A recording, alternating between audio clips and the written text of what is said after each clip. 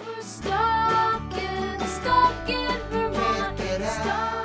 god, I love your makeup. Oh my god, I love your dress. Oh my god, I love your hair. Like, we're like, oh, thank you. Welcome to Stuck in Vermont, brought to you by 7 Days and sponsored by Hotel Vermont and New England Federal Credit Union. We are here at VCAM in Burlington on the set of The Tea with Emoji and Nikki. Please ring the party.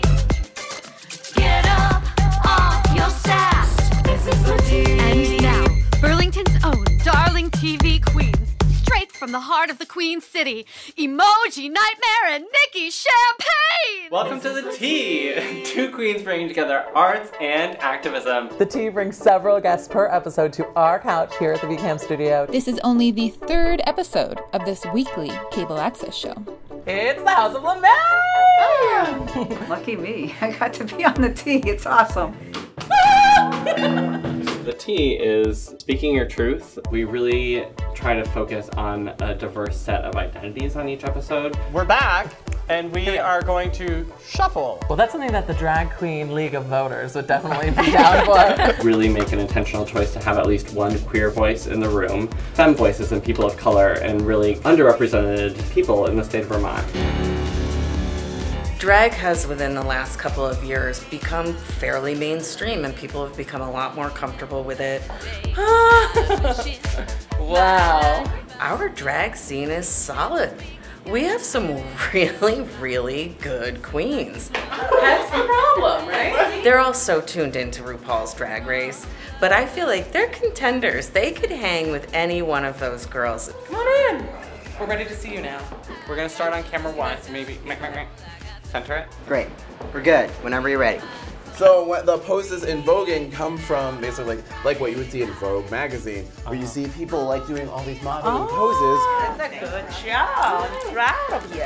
So initially we were going to do a radio show, doing drag queen advice, and Lou was like, nope, you need to go to this tutorial tomorrow morning at VCAM, 10 a.m. Like, we were out till midnight. It was That was kind of like the inspiration before we even knew about the Cherry Yolanda show. variety show back in the 90s. Yeah, Cherry and Yolanda were really first, and then we came in after they did. Yep, and for years, every time people would see us, they go, "Hi, Cherry, hi, Yolanda." So it's really nice to see people carrying on the tradition. I know. Memorize these facts today, yeah. And there's so many different styles of drag that I think everyone has a different meaning and it's very personal.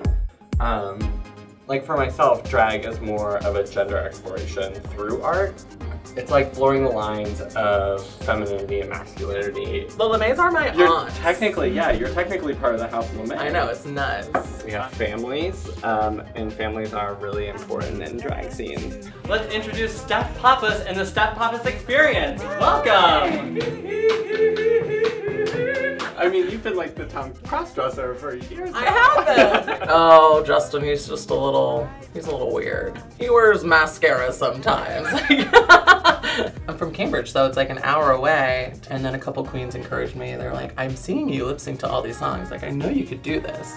The fact that I feel comfortable enough to walk down Main Street in a 4th of July parade, which is easily like the most attended event in our town. They're like, there's Justin! I was like, it's Emoji now, bitch! No. Well, the first time that I even realized that drag queens were a thing was actually at Burlington Pride. That's when I saw the Celestial family perform. Because I was so like dumbfounded. I was like, that's a dude in a dress? Like, no way. I was like, okay, like, you're gonna teach me what drag is. My debut into the drag scene was Vermont Drag Idol, and I did it, and I won, and like, the rest is herstory. I did not vote for her. Being with Nikki and Emoji is a treat. Love those old gold girls.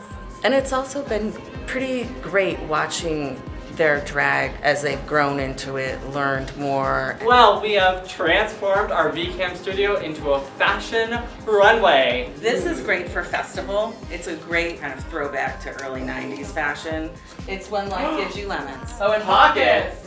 So she gurus all the time. Like, it's so mainstream now that it's definitely been watered down. I don't ever get like upset when things get popular. Like, that's a great thing. These queens have inspired makeup trends, jewelry trends, hair trends. It's incredible, really. What, you know, the queens who get involved in activism do is raise that awareness that like we're not just like these weird circus creatures. We're doing things, we're raising money for these marginalized communities. Through the 25 years, we've raised literally hundreds of thousands of dollars. When I go to the drag shows to watch these two characters, I see moms and dads and grandmas and grandpas, and they love it. They're so into it. I'd be the prettiest cowboy you ever did see. I'll be the most rugged cowboy ever could be.